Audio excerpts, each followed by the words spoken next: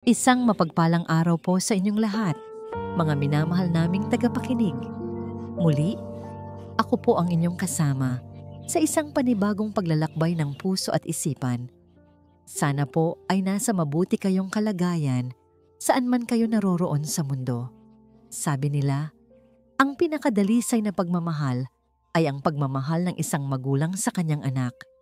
Pero paano kung baliktad ang mundo? Gaano kalakas ang pagmamahal ng isang anak para sa kanyang ama? Sapat ba ang tapang na mula sa puso upang labanan ng isang sistemang tila walang kinikilingan, kundi ang may kapangyarihan? Halina't pakinggan natin ang kwento ni Tala, ang batang abogado. Ang amoy ng sinangag at pritong itlog, ang unang bumati kay Tala Luwalhati sa pagmulat ng kanyang mga mata. Ngunit hindi iyon ang paborito niyang bahagi ng umaga. Ang paborito niya ay ang kasunod nito. Narinig niya ang mahinang pagbukas ng pinto ng kanyang maliit na kwarto. Maya-maya pa, naramdaman niya ang pag-upo ng kanyang ama sa gilid ng kanyang papag. Ang magagaspang ngunit maingat na mga kamay ni Lino ang humawi sa buhok na tumatakip sa kanyang mukha. Gising na. Munting bituin ko. Mahinang bulong ni Lino. Baka mahuli ka sa klase. Nagkunwari si Tala, natulog pa, na siyang nagpangiti sa kanyang ama. Alam na alam niya ang gagawin nito. Inabot ni Lino ang suklay sa ibabaw ng maliit na tokador at sinimulang ayusin ang mahaba at medyo kulot na buhok ng anak. Tatay naman, kaya ko na yan, sabi ni Tala, kahit pa gustong-gusto niya ang ginagawa ng ama.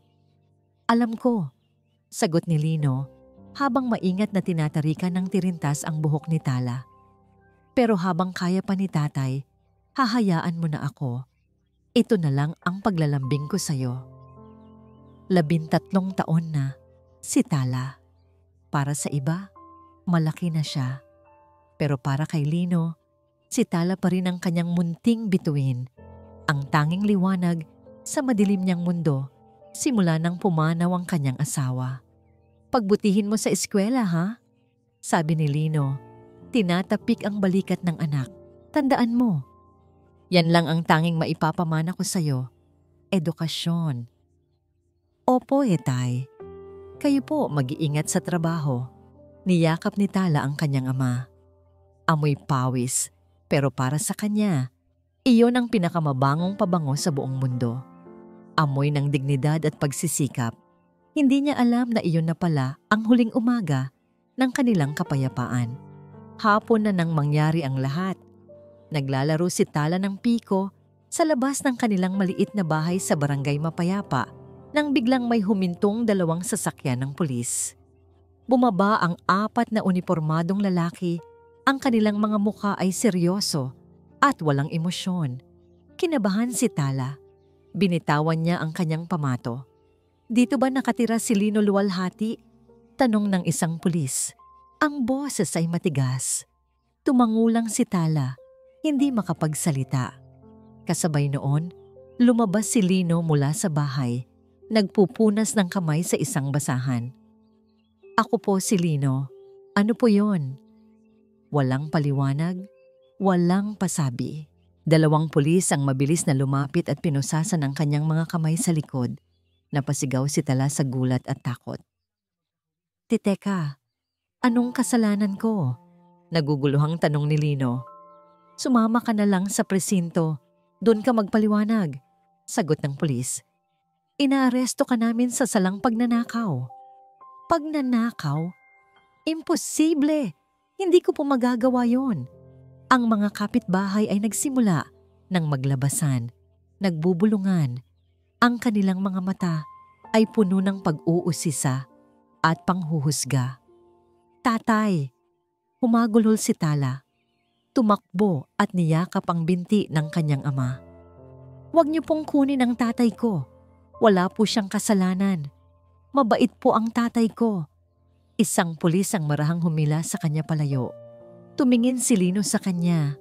Ang mga mata ay puno ng takot. Hindi para sa sarili, kundi para sa anak na maiiwan. Tala anak, magpakabait ka. Iyon lang ang naisatinig niya bago siya halos isakay ng tuluyan sa sasakyan. Humabol si Tala. Umiiyak, sumisigaw, pero wala siyang nagawa kundi panoorin ang pag-alis ng sasakyan. Dala-dala ang kanyang buong mundo. Ang sumunod na mga oras ay isang malaking bangungot. Dinala siya ng kanilang kapitbahay na si Aling Nena sa korte para sa unang pagdinig. Malamig ang korte, malaki, nakakatakot. Lahat ay abala. Lahat ay nagsasalita sa lengguwaheng hindi niya maintindihan. Nakita niya ang kanyang ama, nakaupo sa isang silya, nakayuko, parang pinagsakluban ng langit at lupa. Sa tabi nito ay isang abogadong de opisyong mukhang pagod na sa buhay at walang pakialam sa kaso. Sa kabilang panig, nakaupo ang isang makisig at mayamang lalaki na tinatawag nilang Don Ricardo de Villa, ang may-ari ng kumpanyang pinagtatrabahuan ng kanyang ama. Mayabang itong nakatingin sa kanila. Pinakinggan ni Tala ang mga paratang. Isang mamahaling kwintas daw ang ninakaw. May testigo, malinaw daw ang ebidensya. Nagsalita ang abogado ng kanyang ama, pero parang walang bigat ang mga salita nito. Parang sumusuko na bago pa man magsimula ang laban. Your Honor, we plead not guilty, sabi ng abogado sa walang ganang boses. Tumingin si Tala sa kanyang ama. Nakita niya ang isang butil ng luha na pumatak mula sa mata nito. Doon, sa sandaling iyon, may nag-init sa dibdib ni Tala. Hindi takot, kundi galit. Isang dalisay na galit para sa kawalang katarungan na nasasaksihan niya. Hindi niya hahayaang mangyari ito. Habang nag-uusap ang hukom at ang mga abogado, tumayo si Tala. Nanginginig ang kanyang mga binti, ngunit pinilit niyang maging matatag. Ang lahat ng ingay sa paligid ay tila nawala. Ang tanging naririnig niya ay ang malakas na kabog ng kanyang dibdib. Hindi po totoo yan. Ang sigaw niya ay pumunit sa katahimikan ng buong korte. Lahat ng mga mata ay napabaling sa kanya. Ang hukom, ang mga abogado, ang mga pulis, si Don Ricardo, at maging ang kanyang ama, nagulat na napatingala. Sinong batang yan? Ilabas ang batang yan! Utos ng hukom. Kumunot ang noo. Pero hindi na tinag si Tala.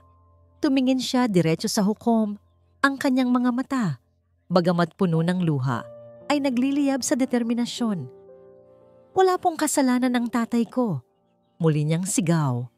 At kung walang tutulong sa kanya, kung walang lalaban para sa kanya, huminga siya ng malalim. Kinuha ang lahat ng lakas na natitira sa kanyang munting katawan. Ako po ang magiging abogado ng tatay ko. Isang nakabibinging katahimikan ang bumalot sa korte. Walang makapaniwala sa kanilang narinig. Isang bata, maging abogado. Sa gitna ng pagkabigla ng lahat, sa isang sulok sa likuran ng korte, isang binatang lalaki na nakasuot ng mamahaling suit ang bahagyang umayos ng upo. Kanina pa siya walang pakialam sa nangyayari. Ngunit ngayon, ang kanyang mga mata ay nakatuon sa maliit na batang babae na buong tapang na hinahamon ang buong sistema. Siya si Attorney Elias Sandoval at sa unang pagkakataon sa mahabang panahon, may isang bagay na nakakuha ng kanyang buong atensyon. Order in the court!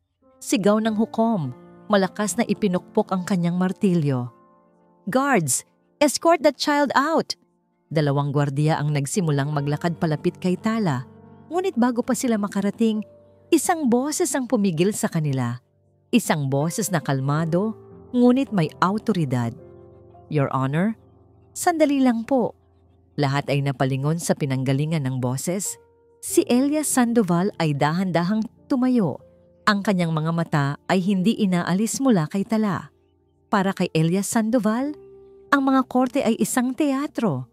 Isang entablado kung saan ang pinakamagagaling na aktor, ang mga abogado, ay nagpapalabas ng kanilang mga kwento sa pag-asang makuha ang simpatya ng tanging manonood na mahalaga, ang hukom. Sanay na siya sa drama, sa mga pekeng luha at sa mga magagarbong salita. Kaya naman, wala siyang interes sa kaso ng isang hamak na janitor na inakusahan ng pagnanakaw. Naroon lang siya dahil inutusan ng kanyang ama na obserbahan ng isang kasamahan. Ngunit ang sigaw ng batang iyon, ang sigaw ni Tala, iyon ay hindi parte ng script. Iyon ay totoo. Dalisay, isang tunog na bumasag sa lahat ng pagkukunwari sa loob ng bulwagang yon. Kaya siya tumayo. Hindi niya alam kung bakit. Siguro dahil sa gulat. Siguro dahil sa awa. O siguro may kung anong bahagi sa pagkatao niya na matagal nang natutulog ang biglang nagising. At sino ka naman, iho? Tanong ng hukom na halatang naiinis na sa mga abala. Attorney Elias Sandoval po, Your Honor. Magalang niyang sagot. Dahan-dahang lumakad palapit sa harap. Nais ko lang pong makiusap na kung maaari ay huwag na pong ituloy ang pagpapalabas sa bata. Malinaw po na siya ay nasa estado ng matinding pagkabigla. Tiningnan siya ng hukom mula ulo hanggang paa. Ang apelyidong Sandoval ay may bigat sa mundo ng batas. Ang kanyang ama, si Retired Justice Sandoval, ay isang iginagalang na pangalan. Bumuntong hininga ang hukom. Fine, ipaupo mo ang bata at patahimikin. We will take a short recess. Ipinukpok ng hukom ang martilyo at umalis. Nilapitan ni Elias si Tala na nakatayo pa rin at nanginginig. Lumuhod siya para magpantay ang kanilang mga mata. Okay ka lang, bata? Mahina niyang tanong. Sa halip na sumagot, humagulol lang si Tala. Isang iyak na puno ng sakit at kawalan ng pag-asa. Walang nagawa si Elias kundi ang bahagyang tapikin ang kanyang likod. Hindi sanay sa ganitong sitwasyon.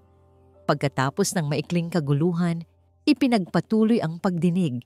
Itinakda ang petsa ng mga susunod na hearing at ipinag-utos na manatili si Lino sa kulungan dahil walang pangpiyansa. Sa labas ng korte, hinanap ng mga mata ni Elias ang bata. Nakita niya itong nakaupo sa isang bangko, yakap-yakap ang mga tuhod, mag-isa. Nilapitan niya ito. Ang plano niya, kausapin ang bata. Sabihing huwag nang gumawa ng eksena at umuwi na. Simple lang. Miss Lualhati, simula niya. Nag-angat ng tingin si Tala. Ang mga mata nito ay mugto at pula. Ngunit may talim pa rin ng determinasyon. Hindi po ako aalis hanggat hindi ko nakakausap ang abogado ng tatay ko. Matigas niyang sabi. Nakausap mo na. Nakita mo naman, di ba, walang gana. Ganoon talaga ang mga abogadong de opisyong maraming kaso. Paliwanag ni Elias. Hindi po siya yon, ako po. Napabuntong hininga si Elias. Bata, pakinggan mo ako. Ang pagiging abogado ay hindi parang laro. Kailangan mo ng maraming taon ng pag-aaral. Kailangan mo ng lisensya. Nagbasa po ako. Mabilis na sagot ni Tala. Sa public library. Mga libro tungkol sa batas. Alam ko po ang mga karapatan ng tatay ko. Alam ko pong may mali sa pag-aresto sa kanya. Hindi nila binasa ang Miranda rights niya. At yung search warrant po nila, walang pirma ng judge. Natigilan si Elias. Ang mga detalyeng sinabi ng bata, tumpak. Tiningnan niya si Tala, hindi na bilang isang bata, kundi bilang isang hindi niya alam. Paano mo nalaman ang lahat ng yan? Narinig ko po sa usapan ng mga pulis kanina at nabasa ko po sa libro na kapag mali ang proseso, pwedeng madismiss ang kaso. Sabi ni Tala, ang boses ay puno ng kumpiyansa. Nagkaroon ng kislap ng interes sa mga mata ni Elias. Kinuha niya ang kanyang telepono at may tinawagan, isang kakilala, sa fiscal's office. Pagkatapos ng ilang minuto, ibinaba niya ang tawag. Ang kanyang mukha ay nagbago. May pagtataka. Totoo nga ang sinabi mo. May mga procedural errors, pero hindi sapat yun para madismiss ang kaso, lalo na kung malakas ang ebidensya. Hindi po ninakaw ng tatay ko yung kwintas. Giit ni Tala. Kilala ko po ang tatay ko. Kahit gutom na kami, hindi niya gagawin yun. Ang tindi ng paniniwala sa boses ni Tala ay parang martilyong pumukpok sa pader ng pagwawalang bahala na matagal nang binuo ni Elias sa kanyang paligid. Naalala niya ang sarili niya noong bata pa siya, puno ng pangarap, puno ng idealismo. Nangarap siyang maging abogado para ipagtanggol ang mga naaapi, tulad ng mga bayani sa librong binabasa niya. Ngunit habang tumatagal, ang idealismo ay napalitan ng praktikalidad. Ang pagtulong sa naaapi ay napalitan ng pagtulong sa kung sino ang kayang magbayad. Nakalimutan na niya ang dahilan kung bakit niya pinili ang propesyong ito. Sige, sabi ni Elias, sa isang desisyong kahit siya ay nagulat. Puntahan natin ang tatay mo. Gusto kong marinig ang kwento niya. Sa kulungan, ibang lino ang kanilang natagpuan. Ang dating masayahing ama ay tila tumanda ng 10 taon. Ang kanyang mga mata ay walang buhay. Attorney, salamat po sa pagpunta ninyo. Sabi ni Lino, ang boses ay paos. Gusto kong malaman ang lahat ng nangyari, Mang Lino. Ikinuwento ni Lino ang lahat. Naglilinis siya malapit sa opisina ni Don Ricardo nang bigla siyang tawagin para ayusin ang isang tumagas na tubo sa banyo. Pagbalik niya, nawawala na raw ang kwintas at siya na agad ang pinagbintangan. May napansin ka bang kakaiba bago ka pumasok sa banyo? Tanong ni Elias. Nag-isip si Lino. Wala naman po. Maliban sa gwardya. Si Ramil, parang balisa siya, palakad-lakad. Karaniwan na nakaposte lang yun sa pwesto niya. Isang maliit na detalye, pero para kay Elias, sapat na yon. Nang paalis na sila, biglang hinawakan ni Lino ang braso ni Elias. Ang kanyang mga mata ay nagmamakaawa. Attorney, huwag niyo na po akong alalahanin, sabi ni Lino. Ang anak ko na lang po, si Tala. Pakiusap, bantayan niyo siya para sa akin. Yun lang po ang hiling ko. Sa mga salitang yon, naramdaman ni Elias ang bigat ng pagiging isang ama. Isang pag-ibig na handang isakripisyo ang sarili para sa kapakanan ng anak. Paglabas nila ng kulungan, tahimik silang naglakad. Gabi na. Malamig ang hangin. Attorney, tutulungan niyo po ba kami? Tanong ni Tala. Ang boses ay basag. Tumingin si Elias sa batang katabi niya. Nakita niya ang sarili niya rito. Ang batang Elias na puno ng pangarap. Nakita niya ang isang laban na hindi tungkol sa pera o katanyagan, kundi tungkol sa tama at mali. Kinuha niya ang kanyang telepono. Alam niya kung sino ang tatawagan niya. Alam din niyang hindi ito magugustuhan ng kanyang ama. Pero sa pagkakataong ito, hindi niya hahayaang diktahan siya ng takot. Dad, sabi ni Elias nang sagutin ang tawag. I think I'm taking a pro bono case. Narinig niya ang pagbuntong hininga sa kabilang linya. Isang buntong hininga na puno ng pagkadismaya. At pagkatapos, isang babala. Isang babalang malamig pa sa hangin ng gabi. Stay away from the De Villa family, Elias. You don't know what you're getting into. Ibinaba ng ama niya ang tawag. Naiwan si Elias na hawak ang telepono, nakatingin sa kawalan. Sa isang iglap, ang isang simpleng kaso ng pagnanakaw ay naging isang bagay na mas malaki, mas komplikado, at mas mapanganib. Tumingin siya kay Tala na naghihintay ng kanyang sagot. Ngumiti siya ng bahagya, isang ngiting matagal nang hindi niya na ibibigay. Bukas, sabi niya. Mag-usap tayo. May kaso tayong kailangang ihanda, partner. Ang isang maingay na karinderya sa tabi ng kalsada ang nagsilbing pansamantalang opisina ng Lualhati and Sandoval Law Firm. Isang pangalang playsip na binigay ni Tala.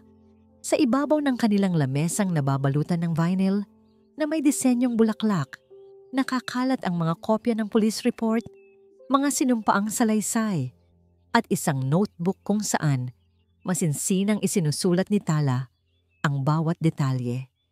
Okay, partner, sabi ni Elias habang humihigop ng mainit na kape. Ang unang hakbang ay kausapin ang mga posibleng testigo, mga kasamahan ng tatay mo sa De Villa Corporation. Baka may nakita o narinig sila. Tumango si Tala. Ang kanyang muka ay seryoso.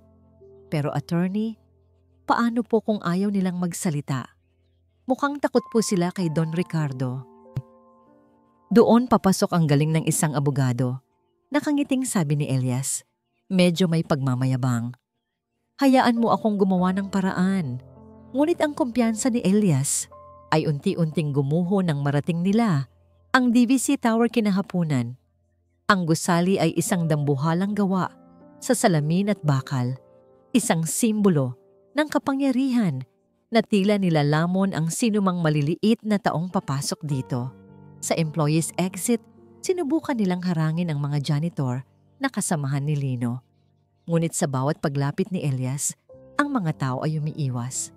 Ang iba ay yumuyuko at nagmamadaling umalis. Ang iba naman ay diretsong nagsasabing, "Pasensya na sir, wala kaming alam." Ang pader ng katahimikan ay halos hindi nila kayang sirain. Ang anino ni Don Ricardo de Villa ay mas mahaba at mas madilim kaysa sa inaakala nila. "Sabi ko na po sa inyo mahinang sabi ni Tala. Bakas ang pagkadismaya sa kanyang boses. "Huwag kang mag-alala. May isa pa tayong baraha," sabi ni Elias, hindi nagpapahalata ng sariling pag-aalala. "Si Ramil, ang gwardiya. Kung totoo ang sinabi ng tatay mo na balisa siya noong araw na yon, may alam siya. Kailangan lang nating malaman kung ano." Hindi na sila pumasok sa gusali. Sa halip, naghintay sila sa isang coffee shop sa tapat. Nag-aabang sa paglabas ni Ramil. Habang naghihintay, napansin ni Elias na si Tala ay hindi mapakali sa kanyang upuan. Ang mga mata ay palipat-lipat ng tingin sa malaking gusali.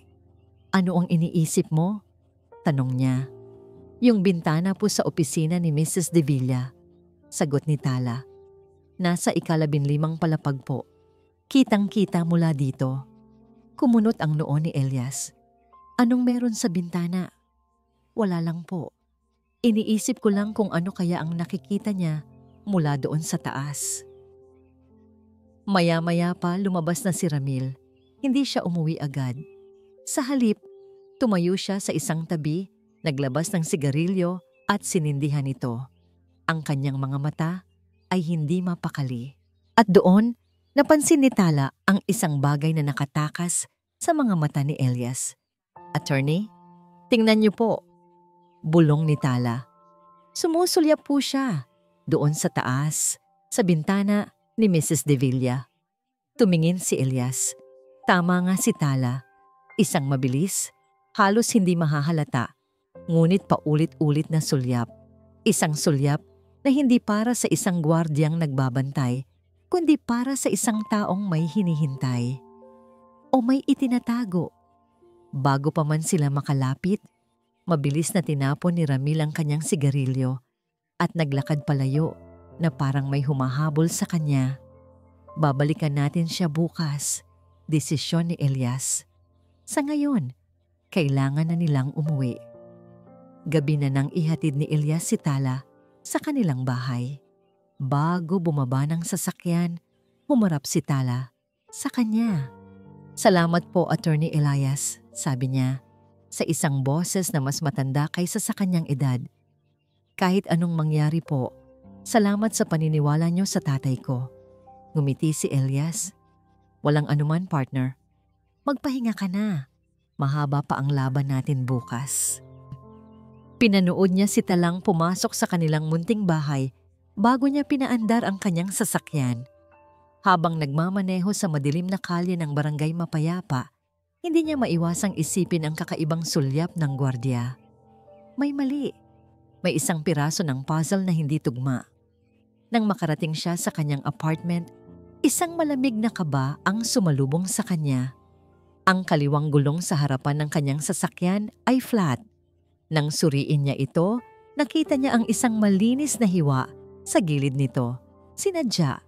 At sa kanyang windshield, May isang maliit na papel na nakasuksok sa wiper. Kinuha niya ito. 2 salita lang ang nakasulat sa malalaking letra. Parang sinulat ng may galit. "Umatras ka na." Kinuyom ni Elias ang kanyang kamao. Hindi ito takot ang naramdaman niya, kundi galit. Ang pagbabantang ito ay patunay lang na nasa tama silang landas. May itinatago ang mga Devilla at malapit na nilang matuklasan kung ano yon. Samantala, sa barangay Mapayapa, kakatok sana si Tala sa pinto ng kanyang kapitbahay na si Aling Nena para humingi ng ulam nang mapansin niyang bahagyang nakaawang ang kanilang pinto. Kinabahan siya. Dahan-dahan niyang itinulak ito. Ang sumalubong sa kanya ay isang tanawing nagpatigil sa pagtibok ng kanyang puso. Ang kanilang maliit na sala ay parang dinaanan ng buhawi. Ang mga damit ay nakakalat sa sahig. Ang mga una ng upuan ay natanggal. Ang maliit nilang aparador ay nakabukas at ang lahat ng laman ay inilabas. May hinahanap sila. Nanginginig na naglakad si Tala papasok. Tiningnan niya ang bawat sulok. Walang nawawalang mamahaling gamit dahil wala naman silang ganoon. Ang tanging nawawala. Lumuhod siya sa tabi ng kanyang papag. Ang maliit na baul kung saan niya itinatago ang mga alaala ng kanyang ina ay bukas. Pero hindi iyon ang kinuha nila. Sa ilalim ng baul, may isang sikretong kompartimento kung saan itinatago ng kanyang ama ang isang bagay na mahalaga dito. Isang luma at medyo kupas na notebook. Doon isinusulat ni Lino ang lahat, mga gastusin, mga pangarap, mga tula para sa yumaong asawa. Ngayon, wala na ang notebook. Bakante na ang sikretong lagayan. Napatulala si Tala. Bakit? Bakit nila kukunin ang isang lumang notebook na puno lang ng mga sulat kamay ng isang simpleng janitor? Ano ang laman yon na napakahalaga para sa kanila?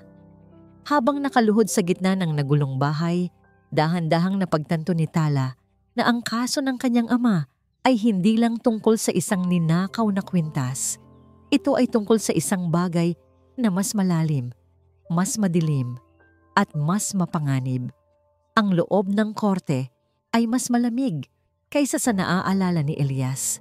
Bawat bulong ay umietso. Bawat pag-ubo ay tila isang malakas na dagundong. Nakaupo siya sa tabi ni Tala na opisyal na kinikilala bilang family representative. Sa kanilang harapan, ang pamilya Devilla kompleto. Si Don Ricardo ay nakasuot ng isang mamahaling suit. Ang mukha ay kalmado na parang nanonood lang ng isang dula. Sa tabi niya, ang kanyang asawa. Si Senyora Isabela Devilla ay nakasuot ng itim na may belo. Ang kanyang postura ay perpekto. Ngunit ang mga kamay na magkahawak sa kanyang kandungan ay nanginginig. Sa kabilang panig, si Fiscal Rivas, ang taga-usig. Isang lalaking nasa kalagitnaan ng edad, may matalas na mga mata at isang ngisi na hindi umaabot sa mga ito. Kilala siya sa pagiging walang awa sa korte. The prosecution calls its first witness to the stand, Mr. Ramil Castro, anunsyo ni Fiscal Rivas. Naglakad si Ramil ang gwardiya patungo sa witness stand. Ang kanyang uniforme ay plansadong-plansado, ngunit ang kanyang mga mata ay hindi mapakali. Umiiwas sa direksyon ni Lino. Sinimula ni Fiscal Rivas ang kanyang pagtatanong. Ang mga tanong ay simple at direkta, na nagpinta ng isang malinaw na larawan para sa hukom. Castro, saan ka noong umaga ng October 12? Nasa pwesto ko po sa labas ng opisina ni Don Ricardo. Anong oras mo nakita ang akusado? Si Lino Lualhati na pumasok sa lugar na yon. Mga bandang 10:00 po ng umaga. At ano ang sumunod na nangyari? Umalis po siya saglit, tapos bumalik. Pagkatapos po niyang umalis, doon na po napansin ni Senyora Isabela na nawawala ang kanyang kwintas na nakapatong sa kanyang mesa. Bawat sagot ni Ramil ay tila isang pako na lalong nagbabaon kay Lino sa hukay. Ang kwento ay simple, madaling paniwalaan at nakamamatay. Nang matapos si Fiscal Rivas, Tumingin siya kay Elias. Your witness, counselor. Tumayo si Elias, inayos ang kanyang necktie. Ramdam niya ang titig ng lahat, lalo na ang mapanuring tingin ng kanyang ama na nakaupo sa likuran. Mr. Castro, simula niya, ang boses ay kalmado.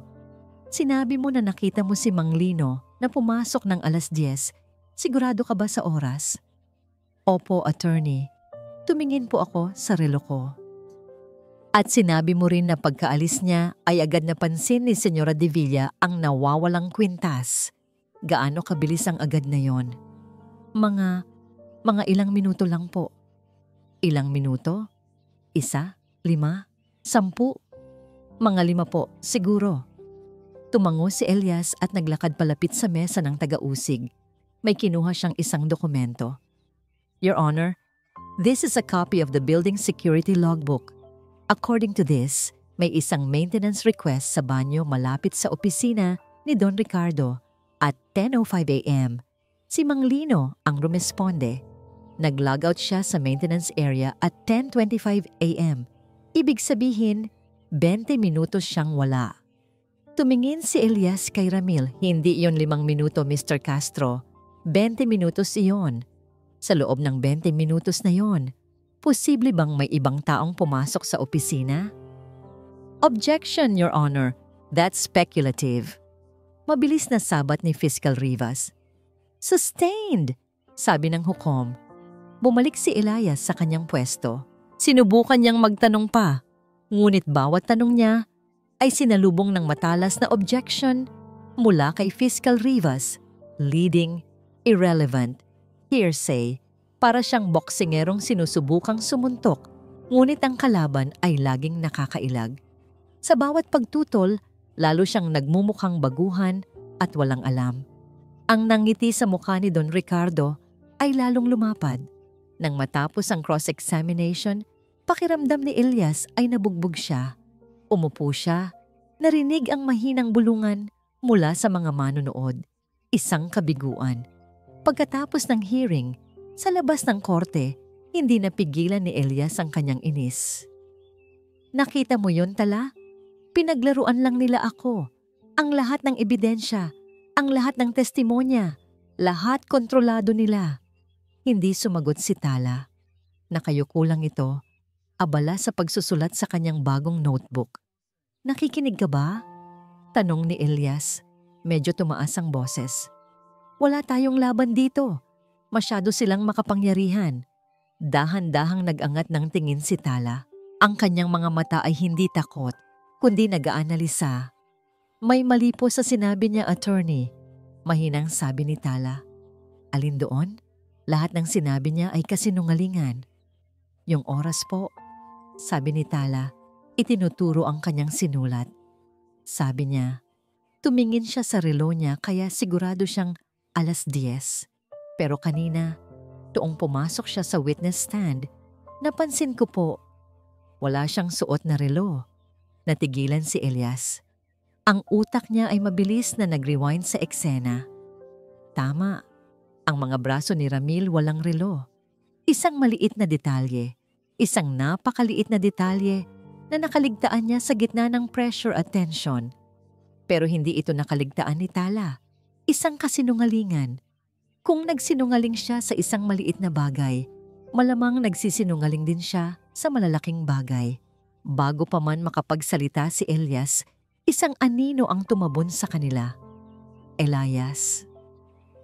Ang boses na yon, malamig, pamilyar, ang kanyang ama. Si retired Justice Sandoval ay nakatayo sa kanilang harapan. Ang muka ay mas matigas pa kaysa sa marmol na sahig ng korte. Hindi niya pinansin si Tala. Ang kanyang mga mata ay nakapako kay Elias. Can we talk? In my car. Hindi yun isang pakiusap. Iyon ay isang utos. Sumunod si Elias. Naiwan si Tala na may pag-aalala sa mukha. Sa loob ng mamahaling sasakyan ng kanyang ama, ang katahimikan ay nakabibingi. Nakakaya ang ginawa mo kanina. Basag ng kanyang ama sa katahimikan. You were outplayed, outclassed. Pinagmukha kang tanga ni Fiscal Rivas. I'm just starting, Dad. May mga butas ang kaso nila. Walang butas. Putol ng kanyang ama. Sa unang pagkakataon ay tumaas ang boses. Ang tanging butas dito ay ang butas na hinuhukay mo para sa sarili mo at sa pamilyang ito. Hindi ko na uulitin, Elias. Bitawan mo ang kasong ito. Hindi ko maintindihan, Dad. Bakit? Dahil lang ba kaibigan mo si Don Ricardo? Huminga ng malalim si Justice Sandoval. Tumingin siya sa labas ng bintana. Sa mga taong naglalakad na parang walang problema sa mundo. Ricardo de Villa saved my career once. Sabi niya sa isang boses na halos pabulong, puno ng bigat ng nakaraan. Utang ko sa kanya ang posisyon na narating ko. You will not ruin this family's name by fighting him. Isang malamig na katotohanan ang bumalot kay Elias. Hindi lang ito pagkakaibigan, ito ay utang na loob. Isang utang na loob na ngayon ay ginagamit para igapos ang kanyang mga kamay. Binuksan niya ang pinto ng sasakyan. Dad, I respect you, sabi ni Elias. Hindi lumilingon. Pero may sinumpaan akong tungkulin at hindi kasama doon ang pagtalikod sa mga taong nangangailangan ng tulong. Isinara niya ang pinto. Iniwan ang kanyang ama na natigilan sa loob. Naglakad siya pabalik kay Tala. Ang bawat hakbang ay mas mabigat, ngunit mas may determinasyon. Ang laban ay hindi na lang para kay Lino. Ito na rin ay laban para sa kanyang sariling kaluluwa. Kinabukasan, hindi sumipot si Elias sa karinderya. Hindi rin siya sumasagot sa mga tawag ni Tala. Sa kanyang madilim na opisina, napapaligiran ng mga makakapal na libro ng batas na tila nangungutya sa kanya. Nakaupo si Elias sa kanyang swivel chair, nakatingin sa kawalan. Ang mga salita ng kanyang ama ay umuulit-ulit sa kanyang isipan. Utang na loob, pangalan ng pamilya, nakakahiya. Para saan pa ang lahat ng ito? Paano niya lalabanan ang isang sistema kung saan ang hustisya ay nabibili at ang katotohanan ay natatakpan ng mga pabor at utang na loob? Baka tama ang kanyang ama. Baka isa lang siyang tanga na sumusubok sumalpok sa isang pader na hindi kailanman matitibag. Kinuha niya ang folder ng kaso ni Lino Lualhati. Tinitigan niya ito. Ito na. Susukuan na niya. Ipapasa niya ang kaso sa ibang abogado at babalik sa kanyang ligtas at komportableng buhay. Habang hawak niya ang telepono, handa nang tawagan ang public attorney's office. May kumatok sa kanyang pinto. Isang mahinang katok. 3 beses. Hindi niya ito pinansin. Ngunit muling kumatok ang nasa labas. Mas may diin sa pagkakataong ito. Naiinis na tumayo si Elias at binuksan ang pinto. Si Tala. Nakatayo ito sa labas. May bitbit na isang maliit na bayong. Ang kanyang mga mata ay nag-aalala. Ngunit may determinasyon pa rin. Attorney? Mahina niyang tanong. Hindi po kayo sumasagot sa tawag. I'm busy, Tala. Malamig na sagot ni Elias. Akmang isasara ang pinto. Ngunit iniharang ni Tala ang kanyang paa. Nagdala po ako ng pananghalian. Adobong manok. Paborito po ni tatay. Hindi nakakibos si Elias. Tumingin siya sa batang nasa harapan niya. Isang batang dapat ay nasa eskwela. Naglalaro. Ngunit heto. Nakikipaglaban sa isang digmaang hindi para sa kanya. Bumuntong hininga si Elias at pinapasok siya. Inilabas ni Tala ang isang baunan at inilapag sa mesa ni Elias. Sa ibabaw mismo ng folder ng kaso. Attorney, alam ko pong mahirap, sabi ni Tala habang inaayos ang pagkain. Narinig ko po ang usapan niyo ng tatay niyo kahapon, pero hindi po ibig sabihin noon, kailangan na nating sumuko. Hindi mo naiintindihan, Tala, sabi ni Elias. Umupo pabalik sa kanyang silya. Ang boses ay puno ng pagod. Ang kalaban natin, hindi lang si Don Ricardo.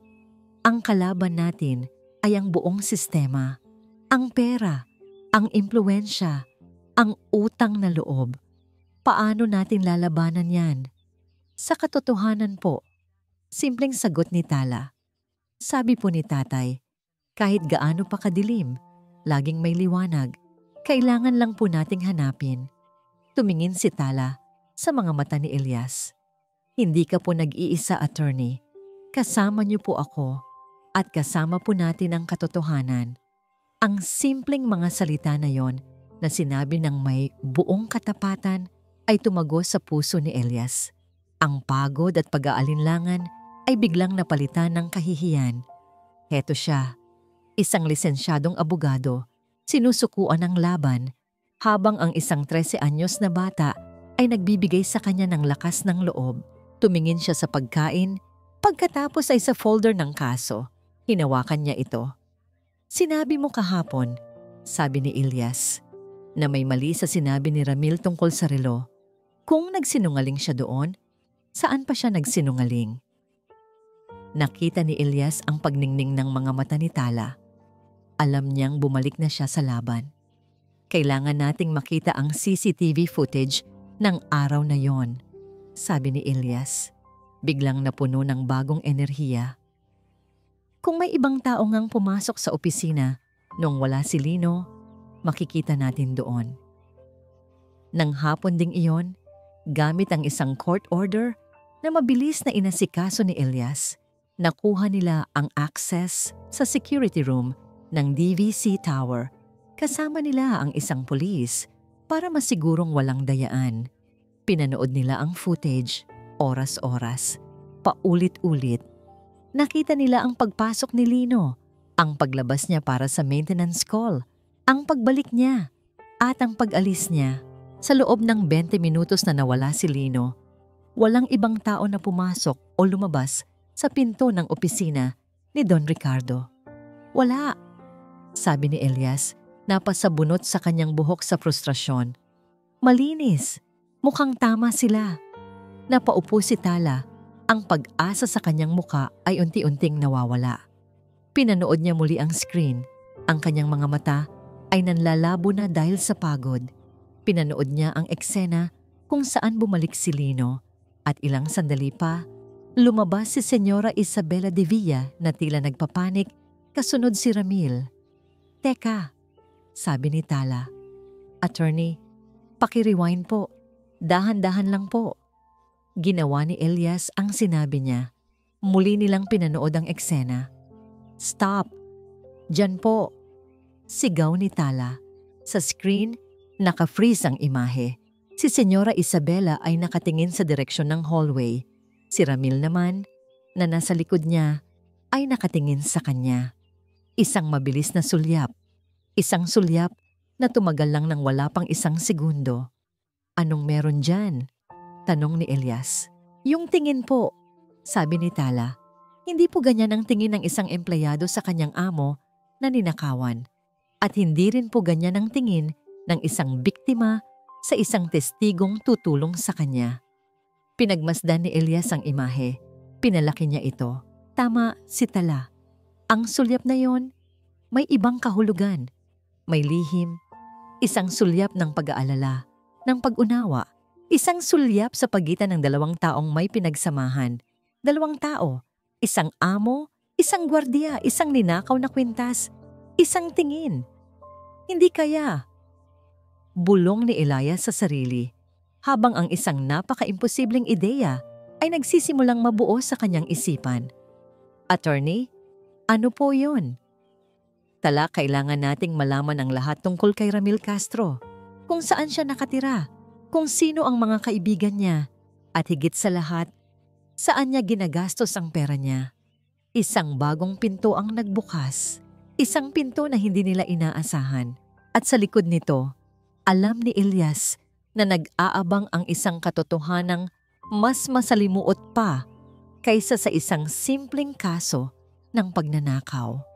Pag-uwi ni Elias sa kanyang opisina, ng gabing iyon, may isang brown envelope na nag-aantay sa kanya, nakasuksok sa ilalim ng kanyang pinto. Walang pangalan, walang address ng nagpadala. Nanginginig ang mga kamay niya habang binubuksan ito. Sa loob, isang litrato. Ang litrato ay medyo malabo. Tila kinunan mula sa malayo. Ngunit malinaw pa rin ang nasa larawan. Si Ramil Castro at si Senyora Isabela de Villa. magkasamang pumapasok sa isang pinto ng isang mumurahing motel sa gilid ng highway. Nabitawan ni Elias ang litrato. Ang teorya niya, ang napaka-imposibleng teorya niya, ay totoo. Hawak ni Elias ang litrato. Ang isang pirasong papel na yon ay mas matimbang pa sa lahat ng librong nasa kanyang opisina. Hindi ito ebidensya ng pagnanakaw. Ito ay ebidensya ng isang kasalanang mas personal, isang iskandalo. Si Senyora Isabela de Villa, ang asawa ng isa sa pinakamakapangyarihang tao sa bansa, ay may lihim na relasyon sa kanilang security guard. Tumingin siya sa pisara sa kanyang opisina kung saan nakasulat ang lahat ng detalye ng kaso. Dahan-dahan niyang pinagtagpi-tagpi ang lahat. Ang pagiging balisa ni Ramil, ang pagsisinungaling niya tungkol sa relo, ang misteryosong sulyap sa CCTV, ang litratong ito. Isang bagong kwento ang nabuo sa isip ni Elias. Isang kwentong mas kapani-paniwala kaysa sa ipinipilit ng prosekusyon. Hindi ninakaw ni Lino ang kwintas. Ang totoo, baka walang kwintas na ninakaw. Ang buong pagnanakaw ay isang palabas. Isang drama na isinulat at pinagbidahan ni na Isabela at Ramil para pagtakpan ang kanilang relasyon. Ngunit bakit? Ano ang dahilan? Para makakuha ng pera? Tanong ni Tala nang ikwento ni Elias ang lahat sa kanya kinabukasan sa karinderya. Posible, sagot ni Elias. Maaring nagkunwari si Isabela na ninakaw ang isang mamahaling alahas para maibigay niya ang pera sa insurance kay Ramil nang hindi nalalaman ni Don Ricardo. O baka may iba pa. Pero bakit si tatay? Bakit siya ang idiniin? Tanong ni Tala. Ang boses ay puno ng sakit. Because he was the perfect scapegoat, mapait na sabi ni Elias. Isang hamak na janitor, mahirap, walang kalaban-laban. Sino ang maniniwala sa kanya laban sa mga De Villa? Si Lino ang kanilang pamatay-sunog, ang taong isinangkalan nila para itago ang sarili nilang apoy. Biglang may naalala si Tala. Yung notebook po, sabi niya. Yung notebook ni tatay na kinuha nila sa bahay. Baka may koneksyon po. Anong klaseng notebook ba yon? Sulat kamay lang po ni tatay. Mga gastusin, mga tula, mga kung ano-ano lang po. Pero may mga huling pahina po doon na kakaiba. Isang araw po, nakita ko siyang nagsusulat. Sabi niya, may nakita daw siyang papel na nahulog mula sa bag ni Don Ricardo. Akala niya basura lang. Pero noong pupulutin na niya, nakita niyang may mga numero at mga pangalan. Kinabahan daw po siya kaya sinulat niya sa notebook niya yung mga nakita niya bago niya itinapon yung papel. Baka sakali lang daw. Natigilan si Elias. Anong mga numero? Anong mga pangalan? Hindi ko po maalala lahat. Pero may mga pangalan ng kumpanya, tapos may mga petsa at malalaking halaga ng pera. Parang ledger po. Ngayon, mas luminaw pa ang lahat. Ang plano ni na Isabela at Ramil ay simple lang. Gumawa ng eksena ng pagnanakaw para sa sarili nilang dahilan. Ngunit ang hindi nila alam, sa parehong araw, may mas malaking sikreto na nalagay sa alanganin. Noong pinagbintangan si Lino, nagpanik si Don Ricardo. Akala niya ang pagnanakaw ay konektado sa nahulog niyang papel na naglalaman ng ebidensya ng kanyang mga illegal na transaksyon. Kaya sumakay si Don Ricardo sa kwento ng pagnanakaw. Ginamit niya ito para idiin si Lino. Hindi lang para pagtakpan ng asawa niya, kundi para makulong ang nag-iisang tao na posibleng may alam sa kanyang pinakatatagong sikreto. Ipinahanap niya ang notebook sa pag-aakalang nandoon ang orihinal na ebidensya. Dalawang magkaibang krimen, dalawang magkaibang sikreto. At sa gitna ng lahat, isang inosenteng tao, si Lino Lualhati. May kopya ka ba ng notebook, Tala? Tanong ni Elias. Ang puso niya ay kumakarera. Umiling si Tala. Wala po. Pero natatandaan ko po ang ilan sa mga pangalan at numero. Nakabisado ko po dahil paulit-ulit kong tinitingnan. Ito na. Ito na ang kanilang alas. Okay, ito ang plano, sabi ni Elias. Ang kanyang isip ay gumagana ng mas mabilis kaysa dati. Gagamitin natin ang litrato para pwersahin si Ramil na umamin sa totoong nangyari sa pagnanakaw. Kapag umamin siya, malilinis ang pangalan ng tatay mo. Pagkatapos, gagamitin natin ang impormasyon mula sa notebook para pabagsakin si Don Ricardo. Pero attorney, paano kung saktan nila kayo? Nag-aalalang tanong ni Tala. Hindi na nila magagawa yon kung mauuna tayo, sabi ni Elias. May bagong apoy sa kanyang mga mata. Tapos na ang pagtatago. Oras na para lumaban. Nang gabing iyon, inabangan nila si Ramil sa labas ng DVC Tower. Nang mag-isa na lang ito sa isang madilim na eskinita, hinarang siya ni Elias. Ramil Castro, sabi ni Elias. Kalmado ngunit may diin. Sa sino ka? Kinakabahang tanong ni Ramil. Hindi na mahalaga kung sino ako. Ang mahalaga ay itong hawak ko. Inilabas ni Elias ang kanyang telepono at ipinakita ang litrato ni Ramil at Isabela. Nanlaki ang mga mata ni Ramil. Namutla siya na parang nakakita ng multo. Sa saan mo nakuha yan? Mag-usap tayo, Ramil. Alam ko ang lahat. Ang palabas niyo ni Isabela. Ang pagdiin niyo kay Lino. Sabihin mo sa akin ang totoo at tutulungan kitang makalaya sa gulo na to. Pero kung magmamatigas ka, bukas na bukas din, ang litratong ito ay nasa mesa na ng lahat ng news reporter sa Pilipinas. Nanginginig na napasandal si Ramil sa pader. Ang kanyang kayabangan ay biglang naglaho. Wala kaming masamang intensyon, sabi niya. Ang boses ay basag. Kailangan lang namin ng pera. Buntis si Isabela at ako ang ama. Plano naming itakas ang pera mula sa insurance ng kwintas para makapagsimula kami sa ibang bansa. Tama nga ang hinala ni Elias. I-record mo ang lahat ng sinabi mo, Ramil. Isang opisyal na testimonya at ibibigay ko sa iyo ang lahat ng kopya ng litratong to. Alok ni Elias. Walang pagpipilian si Ramil. Pumayag siya. Umalis si Elias at Tala mula sa eskinita na may ngiti sa kanilang mga labi. Sa wakas, pagkatapos ng lahat ng paghihirap, hawak na nila ang katotohanan. Hawak na nila ang susi sa kalayaan ni Lino. Pabalik sa opisina ni Elias. Habang pinaplano ang kanilang susunod na hakbang, pareho silang masaya. Nagtatawanan. Sa unang pagkakataon, nakaramdam sila ng pag-asa. Sa wakas, makakalaya na si tatay, sabi ni Tala. May mga luha ng saya sa kanyang mga mata. Oo, Tala, at babagsak din si Don Ricardo, sabi ni Elias. Tinapik ang balikat niya.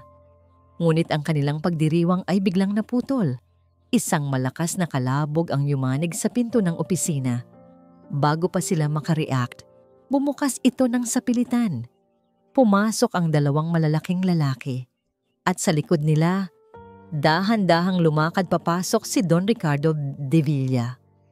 Ang nangiti sa kanyang mukha ay nawala. Napalitan ito ng isang ekspresyong malamig at mapanganib. Ang kanyang mga mata ay nakatuon kay Elias. Good evening, Attorney Sandoval, sabi ni Don Ricardo. Ang boses ay kalmado, ngunit puno ng pagbabanta. I believe you have something that belongs to me.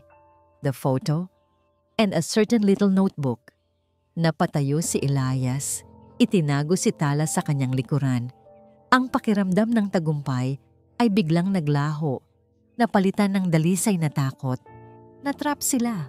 Ang hangin sa loob ng opisina ni Elias ay biglang naging mabigat at malamig. Ang presensya ni Don Ricardo ay parang isang madilim na ulap na lumamon sa lahat ng liwanag at pag-asa.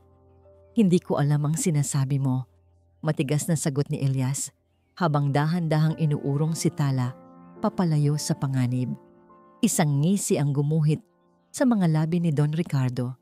isang ngamungsing nakakakilabot. "Huwag na tayong maglokohan, attorney," sabi niya. Dahan-dahang lumakad palibot sa mesa. Ang kanyang mga daliri ay marahang dumadampi sa ibabaw ng mga libro ng batas na para bang mga laruan lamang ang mga ito. Ang matalinong tao ay alam kung kailan dapat sumuko at ang oras mo ay ngayon na. Sumenyas siya. Ang dalawang malaking lalaki ay mabilis na kumilos. Tinulak ng isa si Elias pabalik sa kanyang silya habang ang isa naman ay sinimulang halughugin ang buong opisina. "Huwag!" sigaw ni Elias. Sinusubukang pumiglas, ngunit masyadong malakas ang lalaking nakahawak sa kanya. Si Tala ay napasiksik sa isang sulok, nanginginig sa takot. Ang mga mata ay nanlalaki habang pinapanood ang paninira sa kanilang munting santuwaryo. Ang pisara kung saan nakasulat ang kanilang mga teorya ay binura. Ang mga folder ng kaso ay iwinaksi sa sahig. "Nasaan ang telepono?" tanong ni Don Ricardo. Itinuro ng isa sa mga goons ang telepono ni Elias na nasa ibabaw ng mesa. Kinuha ito ni Don Ricardo. Madali niyang nabuksan ito at nakita ang litrato ni Ramil at Isabela. Tumingin siya dito. Ang mukha ay walang emosyon bago niya ito binura. Pagkatapos, ibinato niya ang telepono sa sahig at tinapakan ito hanggang sa mabasag. Sunod nilang pinuntirya ang laptop ni Elias at ang pinakamahalaga sa lahat, ang tape recorder kung saan nakalagay ang testimonya ni Ramil. Kinuha nila ang cassette tape, binasag ito at hinila ang tape palabas. Para silang mga buitreng kinakain ang bawat piraso ng ebidensya, bawat piraso ng pag-asa na kanilang pinaghirapan. At ang notebook, sabi ni Don Ricardo, ang kanyang tingin ngayon ay bumaling kay Tala. "Alam kong may kopya kayo. Ibigay mo sa akin, bata." Umiling si Tala. Ang mga luha ay tumutulo na sa kanyang mga pisngi. "Wala po kaming kopya." Lumapit si Don Ricardo kay Elias. Hinawakan niya ito sa kwelyo. "Isa kang disenteng abogado, Sandoval. May kinabukasan ka pa sana, pero pinili mo ang maling panig. Ngayon, pagbabayaran mo." Isang malakas na suntok ang tumama sa sikmura ni Elias. Napayukod siya sa sakit, hindi makahinga. Sinundan pa ito ng isa pa sa mukha. Bumagsak siya sa sahig. "Attorney Elias," humiyaw si Tala. Akmang tatakbo palapit, ngunit hinarangan siya ng isang guon. "Tama na yan," utos ni Don Ricardo. "Umalis na tayo." Bago sila umalis, huminto si Don Ricardo sa may pinto at lumingon kay Elias na nakahandusay at duguan. "Isang paalala lang, attorney. Ang ama mo ay marunong tumanaw ng utang na loob. Sana natuto ka man lang ng kaunti mula sa kanya." At tulad ng isang masamang panaginip, nawala na sila. Ang naiwan na lang ay ang wasak na opisina, ang basag na pag-asa, at ang 2 taong natalo sa laban. Tinulungan ni Tala si Elias na makaupo. Kumuha siya ng panyo at marahang pinunasan ng dugo sa labi nito. "Okay lang po kayo?" tanong niya. Ang boses ay nanginginig. Hindi sumagot si Elias. Nakatitig lang siya sa kawalan. Hindi ang sakit ng katawan ang iniinda niya, kundi ang sakit ng pagkatalo. Wala na. Ang litrato, ang testimonya, lahat ng kanilang pinaghirapan ay naglaho sa isang iglap. Ang sumunod na araw ay mas malala pa. Nakatanggap si Elias ng isang opisyal na sulat mula sa Integrated Bar of the Philippines. Isang reklamo ang isinampalaban sa kanya. Grave misconduct and unethical practices, base sa isang testimonya mula mismo kay Ramil Castro na nagsasabing sinubukan daw siyang suhulan at i-blackmail ni Elias. Ang kanyang lisensya bilang abogado ay sinuspinde habang iniimbestigahan ang kaso. Sa isang iglap, hindi na siya si Attorney Sandoval. Siya na lang ay si Elias, isang ordinaryong mamamayan na walang kapangyarihan sa loob ng korte. Ang pinakamasaklap na balita ay dumating ng gabing iyon. Isang tawag mula kay Aling Nena, ang kapitbahay ni Tala. "Tala, anak, ang tatay mo." Umiiyak na, sabi ni Aling Nena sa kabilang linya. Sinaksak siya sa loob ng kulungan. Nasa ospital siya ngayon. Kritikal ang kondisyon. Ang telepono ay nahulog mula sa kamay ni Tala. Ang kanyang mundo, na kanina lang ay unti-unti nang nabubuo, ay tuluyan ng gumuho at naging abo. Ang gabi ay umulan ng malakas, na para bang nakikidalamhati ang langit sa kanila. Nakaupo si Tala sa isang bangko sa labas ng emergency room ng pampublikong ospital. Basang-basa, nanginginig sa ginaw at sa takot. Dumating si Elias. Ang muka ay may mga pasa. Ang damit ay gusot. Umupo siya sa tabi ni Tala. Walang imik. "Kasalanan ko po ito." Basag ni Tala sa katahimikan. Ang boses ay halos hindi marinig dahil sa patak ng ulan. "Kung hindi ko na lang po pinilit, kung sumuko na lang po tayo. Buhay pa sana si tatay. Ligtas sana kayo." Tumingin si Elias sa kanya. Nakita niya ang isang batang nawalan ng lahat. "Hindi mo kasalanan, Tala," sabi niya. Kahit ang sarili niya ay hindi sigurado sa kanyang mga salita. Ako ang dapat sisihin. Minaliit ko sila. Masyado akong naging kampante." Natahimik sila. Ang tanging maririnig ay ang walang tigil na buhos ng ulan at ang sirena ng ambulansya sa di kalayuan. Ang lahat ng kanilang pinaglaban ay nawala. Natalo sila. Talo na talaga. Yumuko si Tala, niyakap ang kanyang sarili at humagulhol ng walang tunog. Ang sakit ay masyadong malalim para mailabas pa sa sigaw.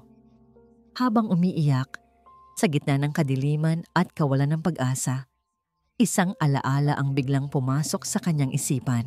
Isang hapon, noong siya ay bata pa, natalo siya sa isang laro ng taguan. Umiyak siya. Nilapitan siya ng kanyang ama, si Lino, at ginulo ang kanyang buhok. "Anak," sabi nito, "tandaan mo, kung hindi mo kayang talunin ang kalaban sa lakas, talunin mo sila sa talino." Ang mga salitang yon, ang boses ng kanyang ama. Dahan-dahang nag-angat ng tingin si Tala. Ang mga luha ay patuloy pa ring dumadaloy, ngunit ang kanyang mga mata ay nagbago. Ang kawalan ng pag-asa ay napalitan ng isang maliit na kislap, isang kislap ng galit. Ang determinasyon, pinunasan niya ang kanyang mga luha gamit ang likod ng kanyang kamay. Tumayo siya. May isang bagay pa silang hindi kinuha. Isang bagay na hindi nila alam na umiiral. Kinuha niya ang kanyang lumang cellphone. Ang screen nito ay basag-basag, ngunit gumagana pa. Hinanap niya ang isang numero na matagal na niyang itinago.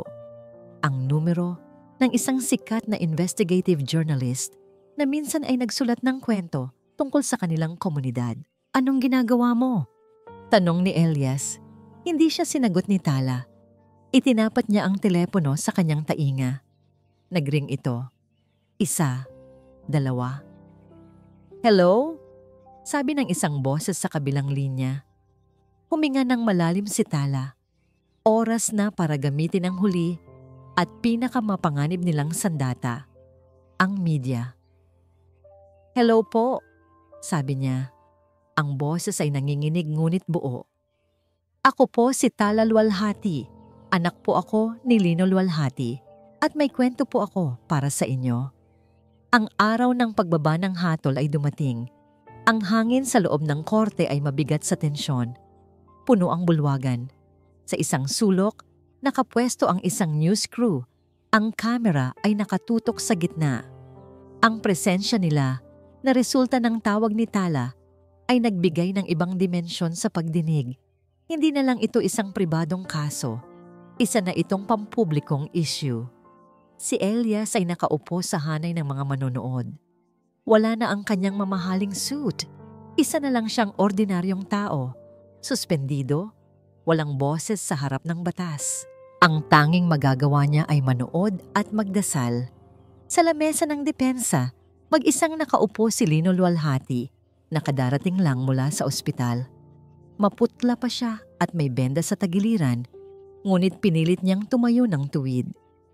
Sa tabi niya, ang abogadong de opisyong itinalaga sa kanya ay mukhang mas interesado sa kanyang relo kaysa sa kaso. Sa kabilang panig, si Don Ricardo ay nakangisi, panatag sa kanyang tagumpay. Si Fiscal Rivas ay inaayos ang kanyang mga papeles, handa na para sa kanyang pangwakas na argumento. Si Isabela de Villa ay nasa likod ng kanyang asawa, ang mukha ay nakatago sa likod ng isang mamahaling pamaypay.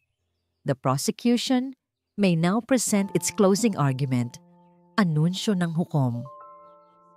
Tumayo si Fiscal Rivas at nagbigay ng isang talumpating puno ng kumpiyansa. Inilatag niya muli ang ebidensya, ang testimonya ng gwardiya. Ang pagkatao ni Lino bilang isang desperadong tao. Bawat salita niya ay isang martilyong ipinupukpok sa kabaong ng kalayaan ni Lino. Nang matapos siya, tumayo naman ang abogadong de opisyong. Your Honor, my client maintains his innocence. The prosecution has failed to provide direct evidence. That is all. Umupo ito. Iyon lang, walang laban, walang puso. This court has heard all arguments. Sabi ng hukom, inaayos ang kanyang salamin, handa nang basahin ang hatol, unless the defense has anything else to add. Huminto ang paghinga ng lahat. Ito na. Ngunit bago pa man makapagsalita muli ang hukom, isang boses ang pumuno sa silid. Mayroon pa po, Your Honor. Si Tala. Dahan-dahan siyang tumayo mula sa upuan sa likuran. Ang lahat ng mata, pati na ang kamera ng news crew, ay napabaling sa kanya. At sino ka na namang bata ka para magsalita sa aking korte? Inis na tanong ng hukom. Ako po si Tala Luwalhati, Your Honor. Anak ng akusado, sabi niya. Ang boses ay nanginginig sa simula.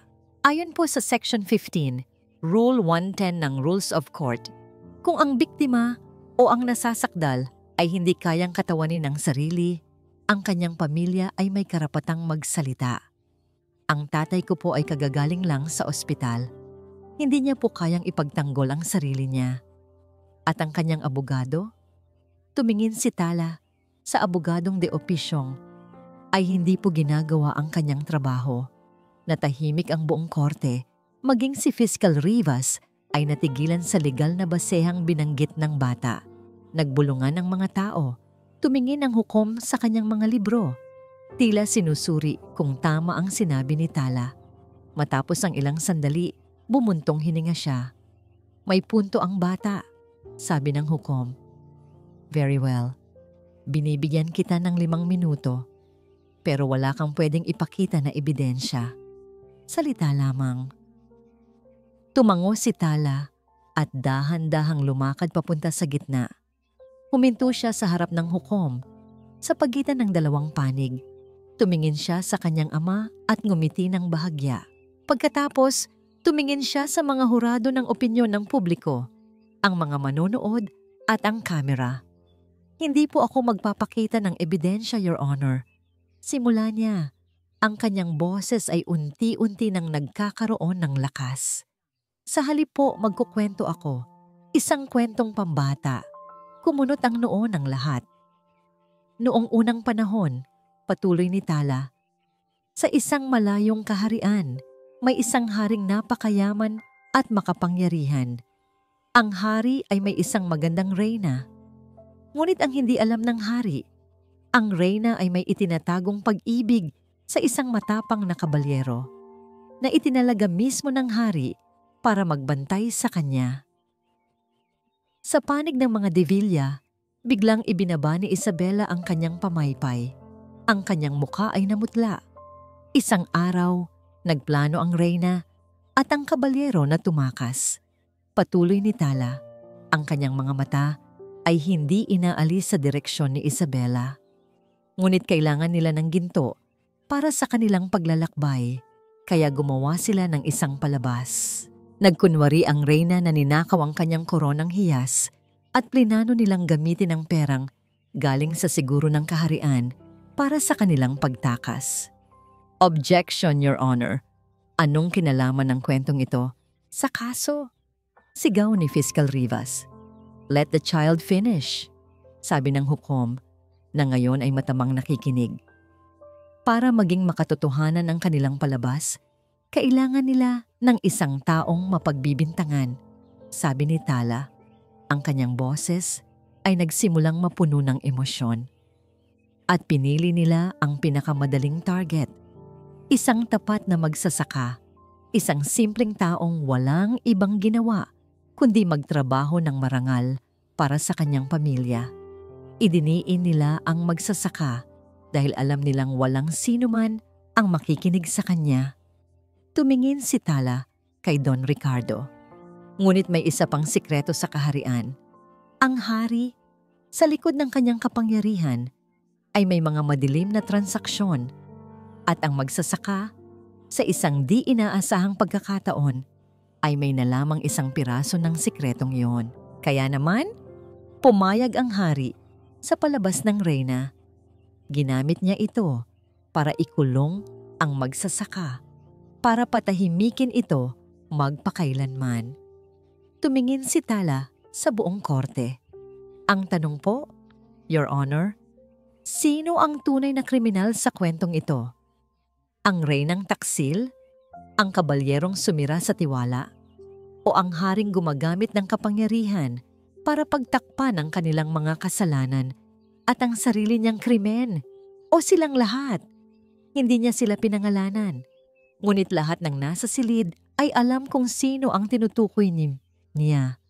Ang kwentong pambata ni Tala ay mas matalas pa sa kahit anong legal na argumento. Si Elias, mula sa kinauupuan niya, ay napangiti habang may tumutulong luha sa kanyang mga mata. Iyon ang pinakamagandang closing argument na narinig niya sa buong buhay niya. This is absurd! Sigaw ni Don Ricardo. Tumayo sa galit. Hukom, patigilin niyo ang batang ito. Tapos na po ako, Your Honor, sabi ni Tala.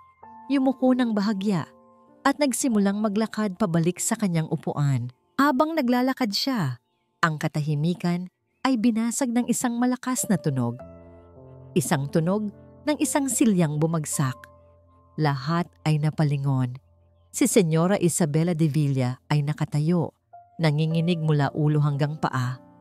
Ang kanyang perpektong postura ay naglaho. Ang kanyang mga mata ay puno ng takot at guilt. Tumingin siya sa kanyang asawa pagkatapos ay sa hukom. Objection, Your Honor. This is a fairy tale. Sigaw ni Fiscal Rivas, sinusubukang bawiin ang kontrol sa sitwasyon. Ngunit huli na ang lahat. Ang isang piraso ng katotohanan na binitawan ni Tala ay nagsimula na ng isang avalanche. Totoo ang sinasabi niya. Humiyaw si Isabela. Ang kanyang boses ay basag at puno ng paghihinagpis. Itigil niyo na to. Patawarin niyo ako. Ang sigaw na yon ay isang bombang sumabog sa gitna ng korte. Ang huling salita ay binitiwan na. Ang pagsigaw ni Isabela de Villa ay nagdulot ng kaguluhang hindi pa nakikita sa korte. Ang mga reporter ay nagkagulo, nagsisiksikan para makakuha ng magandang anggulo. Ang flash ng mga kamera ay walang tigil na tila mga kidlat sa loob ng bulwagan. Ipinukpok ng hukom ang kanyang martilyo ng paulit-ulit, ngunit ang kanyang sigaw para sa kaayusan ay nilamon ng ingay. Totoo ang lahat, patuloy ni Isabela, humahagulgol habang nakaturo kay Don Ricardo. Ang pagnanakaw, isang palabas lang yon. Pero wala akong alam sa mga transaksyon niya. Wala akong alam sa ginawa niya kay Lino sa kulungan.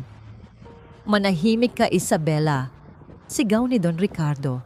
Ang kanyang mukha ay puno ng galit at pagtataksil. Sinubukan siyang lapitan, ngunit pinigilan siya ng mga gwardiya. Sa gitna ng kaguluhan, isang tao ang nanatiling kalmado. Si Elias. Tumayo siya mula sa kanyang kinauupuan at lumapit sa news crew. May ibinulong siya sa reporter na kausap ni Tala. Tumango ang reporter at nagsimulang mag-broadcast ng live sa kanyang telepono. Order! Order! Sa wakas, ay umaling-awngaw ang boses ng hukom. Sapat na ang lakas para makuha ang atensyon ng lahat. In light of this shocking development, sabi niya, halatang natataranta. This court declares a mistrial for the case of Lino Lualhati. Mr. Lualhati, you are free to go. Pumalakpak ang mga tao sa loob ng korte. Niyakap ni Lino ang kanyang anak. Parehong umiiyak. Hindi dahil sa lungkot, kundi dahil sa labis na kagalakan at ginhawa. Malaya na siya. Furthermore, patuloy ng hukom, ang kanyang tingin ay matalim na nakatuon kay Don Ricardo. Based on the testimony of Mrs. De Villa and potential new evidence, this court orders the immediate arrest of Ricardo De Villa for obstruction of justice and conspiracy. The full extent of his other alleged crimes will be investigated accordingly. 2 pulis ang lumapit kay Don Ricardo. Ang dating makapangyarihang Don na tila hindi kayang hawakan ng batas ay pinusasan na parang isang ordinaryong kriminal. Habang dinadala siya palabas, ang kanyang mga mata ay naghana. Nakita niya si Elias. Sandoval! Sigaw niya. Hindi pa tayo tapos. Ngumiti lang si Elias. Habang unti-unting kumakalma ang sitwasyon, isang figura ang lumapit kay Elias, ang kanyang ama. Si retired Justice Sandoval ay tumayo sa harap niya. Walang nagsalita sa kanila sa loob ng ilang segundo. Tiningnan ng matandang Sandoval ang kanyang anak, ang mga pasa sa mukha nito, ang determinasyon sa mga mata nito. Pagkatapos, tumingin siya kay Lino at Tala na magkayakap. Huminga siya ng malalim. I was wrong, Elias. Sabi niya. Ang boses ay mahina, ngunit malinaw. Nabulag ako sa utang na loob. Nakalimutan ko ang tunay na ibig sabihin ng katarungan. Ang ginawa mo ngayon. I am proud of you, anak. Isang bigat ang tila na wala sa dibdib ni Elias. Ang pag-apruba ng kanyang ama na matagal na niyang hinahangad ay dumating sa paraang hindi niya inaasahan. May utang na loob din ako, sabi ng matandang Sandoval. Tumingin siya sa hukom at oras na para bayaran ito sa tamang paraan gamit ang kanyang impluensya. Personal na hinarap ni Justice Sandoval ang IBP. Ipinaliwanag niya ang buong sitwasyon kung paano binaluktot ni Don Ricardo ang katotohanan. Kinabukasan, ang suspension order laban kay Elias ay binawi. Ang reklamo laban sa kanya ay ibinasura. Siya na muli, si Attorney Elias Sandoval. Ang una niyang ginawa ay puntahan ang bahay ni Natala sa Barangay Mapayapa. Dala-dala niya ang magandang balita. Naabutan niya si Tala na nag-aalaga sa kanyang ama na nagpapahinga sa isang lumang silyang tumba. Ang kanilang munting tahanan, bagamat simple, ay puno ng liwanag. Attorney Elias, masayang bati ni Tala. Elias na lang, Tala. Hindi na ako abogado ninyo, nakangiting sabi ni Elias. Isa na akong kaibigan. Ikinuwento niya ang tungkol sa pagbawi ng kanyang lisensya. Nagpasalamat si Lino ng paulit-ulit, ngunit sinabi ni Elias na siya ang dapat magpasalamat. Nga pala, sabi ni Elias, may inilabas mula sa kanyang briefcase. Bago nila tuluyang sinira ang opisina ko, may isang bagay akong nagawang itago. Inilapag niya sa mesa ang isang maliit na USB flash drive. Ang kopya ng ledger na isinulat ni Mang Lino. Naaalala mo, Tala? Kinuwento mo sa akin ang mga detalye. Isinulat ko lahat. Ipinadala ko sa isang kaibigan para i-cross-reference sa mga public records. At tumugma ang lahat. Ito ang magiging huling pako sa kabaong ni Don Ricardo. Ngumiti si Tala, ngunit may naalala siya. Attorney, paano niyo po nakuha ang litrato? Tanong niya. Ang litrato na nagsimula ng lahat. Ngumiti si Elias. May nagpadala sa opisina ko. Isang anonymous source. Hanggang ngayon, hindi ko alam kung sino. Sa isang marangyang condo unit sa kabilang bahagi ng syudad, Si Isabela de Villa ay nag-iimpake ng kanyang mga gamit. Bago niya isara ang kanyang maleta, kinuha niya ang isang burner phone. Dinelete niya ang huling mensaheng ipinadala niya. Ito ang litrato. Gamitin mo para iligtas ang isang inosenteng tao. At para mapalaya ako. Itinapon niya ang telepono sa basurahan. Malaya na rin siya sa ibang paraan. Isang buwan ang lumipas. Bumalik si Elias sa barangay Mapayapa. Ang balita tungkol sa pagbagsak ng imperyo ng De Villa ay nasa lahat ng pahayagan. Marami pang opisyal ng gobyerno ang nadawit dahil sa ledger. Nag-umpisa ito ng isang malawakang paglilinis. Naabutan niya si Tala na nagdidilig ng mga halaman sa kanilang munting hardin. Tila mas tumangkad ito at ang dating batang puno ng takot ay napalitan na ng isang dalagitang may kumpiyansa at karunungan sa mga mata. "Kamusta na ang pinakamagaling kong partner?" Pati ni Elias. "Mabuti naman po, attorney," sagot ni Tala, nakangiti. "Elias na lang kasi." Nagtawanan sila. Umupo sila sa hagdanan sa labas ng bahay.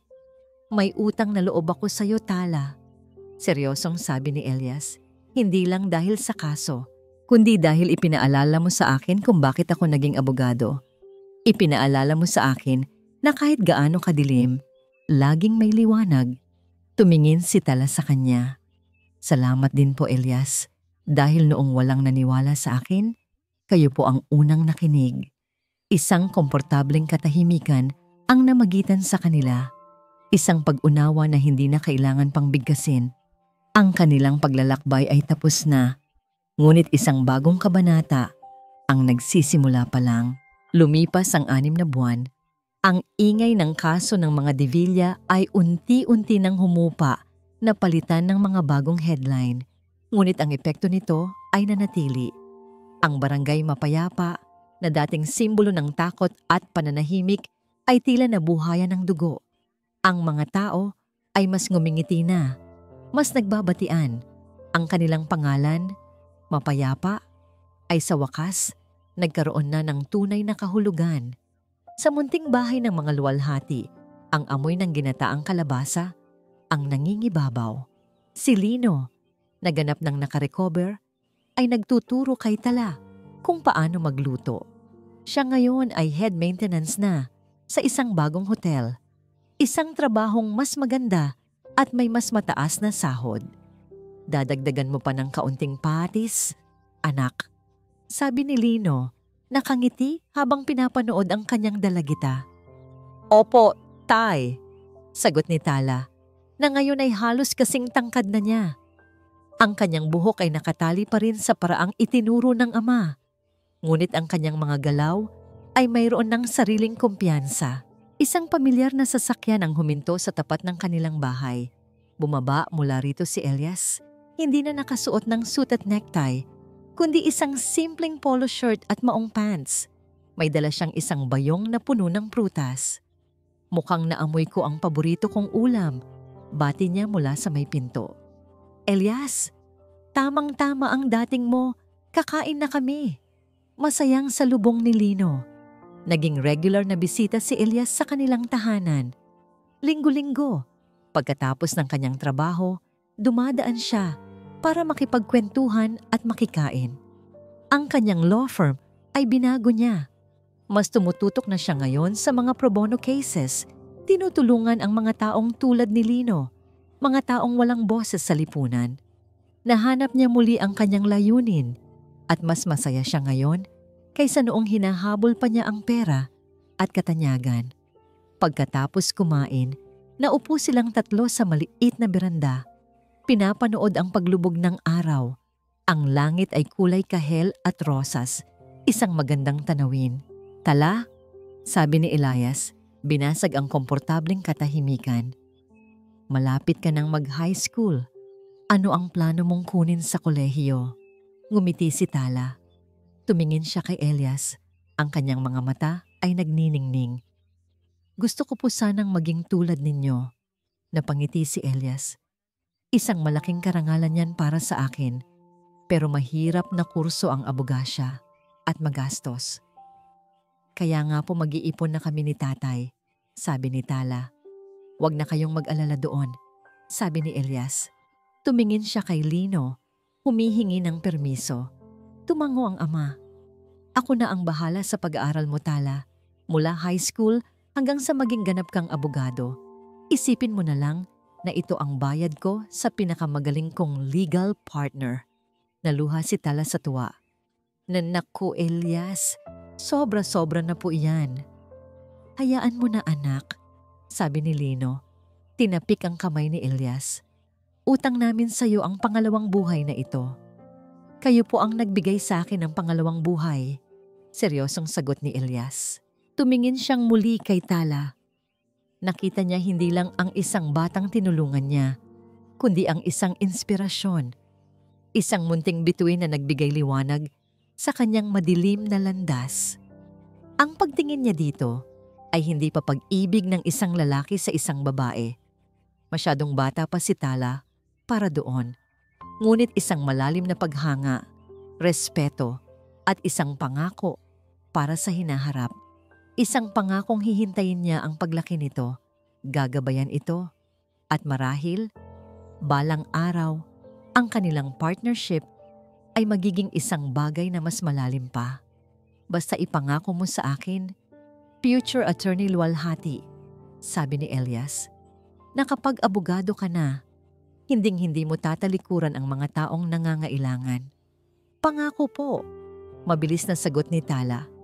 Dahil ang tunay na katarungan ay hindi po sa korte lamang matatatagpuan. Di ba po? Napangiti si Elias.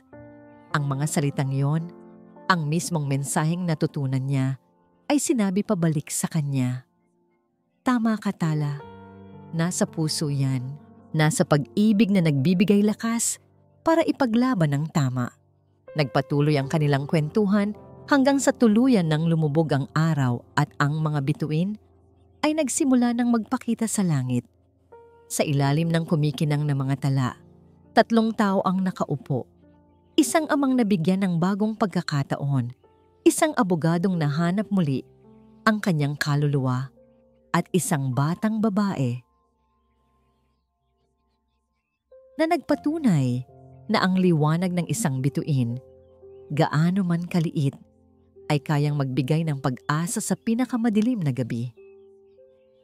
Ang kanilang kwento ng laban ay tapos na, ngunit ang kanilang kwento ng buhay, pag-asa at pag-ibig ay nagsisimula pa lamang. At dito po nagtatapos ang kwento nila, Tala, Lino at Elias.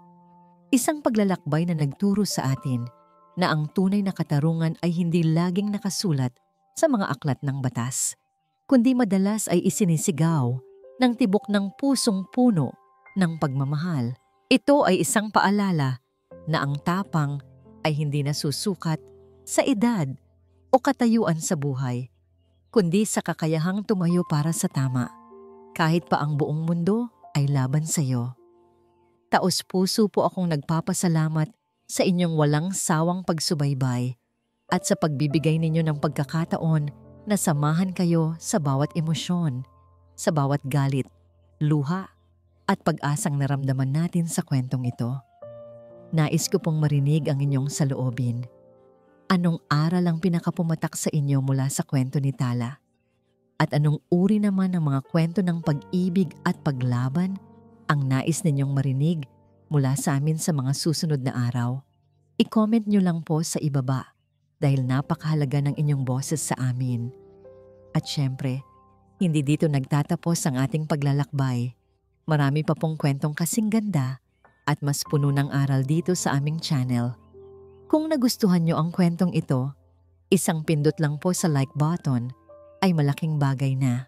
I-share na rin ninyo sa pamilya at mga kaibigan. At kung hindi pa po kayo nakapag-subscribe, ngayon na po ang tamang panahon para maging bahagi ng ating pamilya. Huwag kalimutang i-click ang notification bell para kayo ang unang makarinig kapag may bago kaming upload. Muli, ako po ang inyong lingkod, nag-iiwan ng isang paalala. Ang bawat puso ay may sariling kwento at ang bawat kwento ay may aral na naghihintay. Pagpalain po kayo ng Panginoon, kayo at ang inyong buong pamilya. Hanggang sa muli.